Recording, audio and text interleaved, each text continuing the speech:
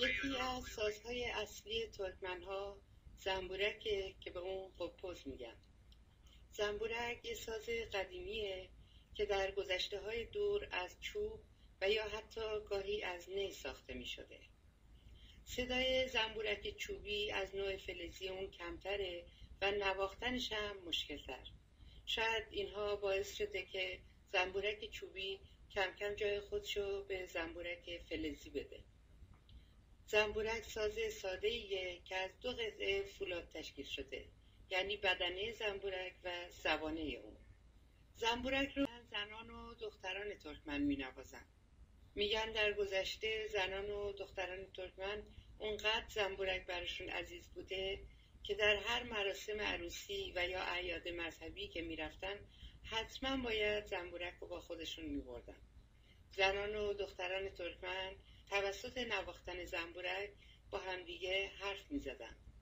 در اکثر آهنگ‌هایی که توسط زنبورک نواخته میشه ریتم چارنل و یورتم اسب شنیده میشه. با شنیدن این نوا تصویر اسبی که در حال تاختن هست در ذهن شنونده مجسم میشه.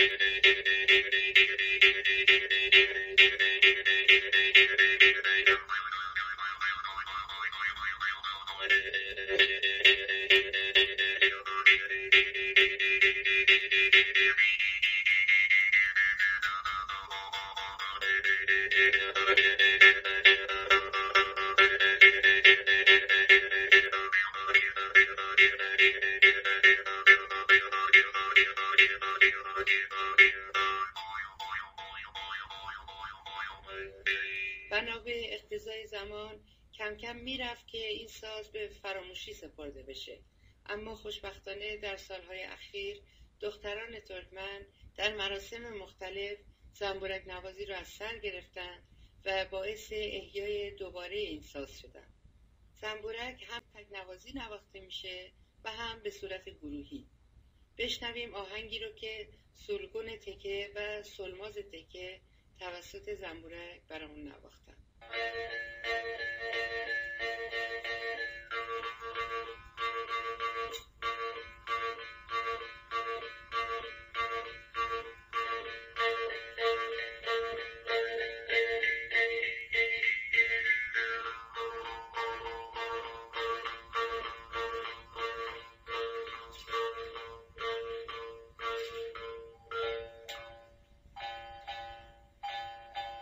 در گذشته وقتی دختر ترکمنی به خونه بخت میرفته، جمعی از دخترها به همراه عروس و ساقدوشاش به صحرا میرفتن و تفریح کنان در حالی که زنبورک مینواختن عروس رو با اون محل آشنا میکردن که مثلا چاه کجاست، چشمه کجاست. این یه رسمی بوده که هم به شادی میپرداختن و هم عروس رو با محل زندگی آیندهش آشنا میکردن.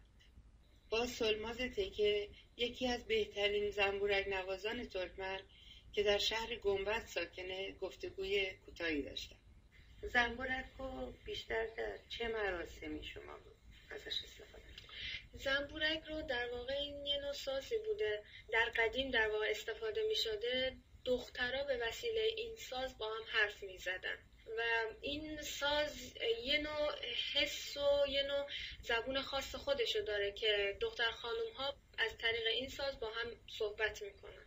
تو ایران کسایی که بخوان زنبورک رو بشناسن خیلی کمن و باش کار کرده باشن. ما هم چون مادر بزرگم قبلا اینو کار میکرده، تو خونه گوش ما با این ساز آشنا بوده و بعد از اون مادر خودم کار کردن که ما هم از طریق اونها با بیایی که داشتن این ساز رو یاد گرفتیم. پس این ساز اختصاصی خانم ها؟ بله، ساز کاملا مختص خانم هست. اینو با دندون شما میگیرین یا با لب؟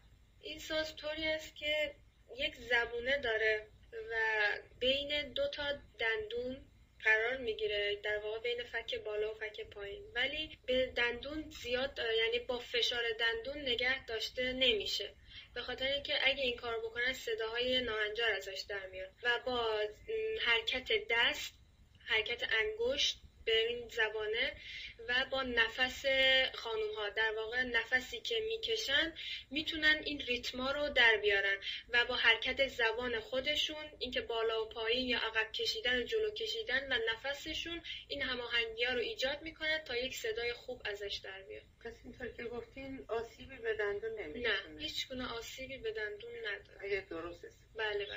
تقریبا روی دندون، نه بینش که مثلا اینو بخوایم با دندون فشار بیاریم که محکم نگه، فقط روی دندون به عنوان تکیهگاه ازش استفاده میشه که آسیب خاصی به دندون نداره. در واقع بیشتر زحمتش روی نفس و حرکت دسته.